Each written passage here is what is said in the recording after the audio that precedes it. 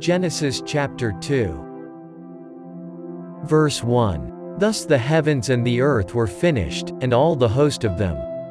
Verse 2. And on the seventh day God ended his work which he had made, and he rested on the seventh day from all his work which he had made. Verse 3. And God blessed the seventh day, and sanctified it, because that in it he had rested from all his work which God created and made.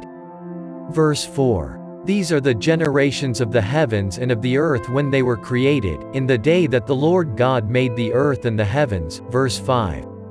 And every plant of the field before it was in the earth, and every herb of the field before it grew, for the Lord God had not caused it to rain upon the earth, and there was not a man to till the ground. Verse 6. But there went up a mist from the earth, and watered the whole face of the ground. Verse 7. And the Lord God formed man of the dust of the ground, and breathed into his nostrils the breath of life, and man became a living soul. Verse 8. And the Lord God planted a garden eastward in Eden, and there he put the man whom he had formed. Verse 9. And out of the ground made the Lord God to grow every tree that is pleasant to the sight, and good for food, the tree of life also in the midst of the garden, and the tree of knowledge of good and evil. Verse 10. And a river went out of Eden to water the garden, and from thence it was parted, and became into 4 heads. Verse 11. The name of the first is Pison, that is it which compasseth the whole land of Havilah, where there is gold. Verse 12.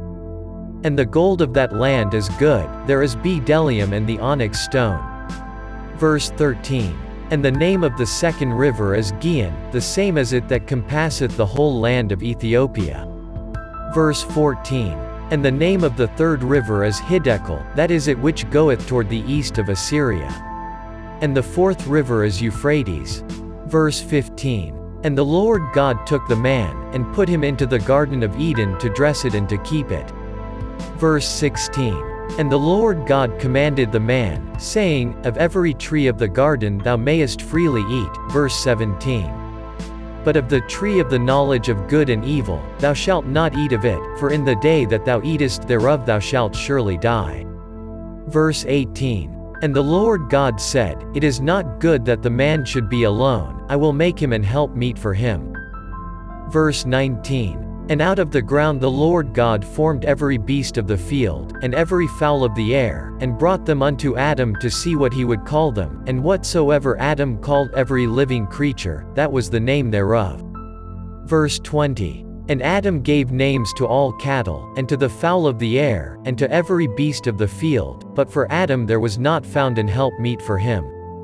Verse 21. And the Lord God caused a deep sleep to fall upon Adam, and he slept, and he took one of his ribs, and closed up the flesh instead thereof. Verse 22. And the rib, which the Lord God had taken from man, made he a woman, and brought her unto the man.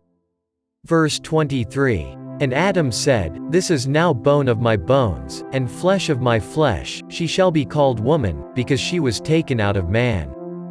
Verse 24. Therefore shall a man leave his father and his mother, and shall cleave unto his wife, and they shall be one flesh. Verse 25. And they were both naked, the man and his wife, and were not ashamed.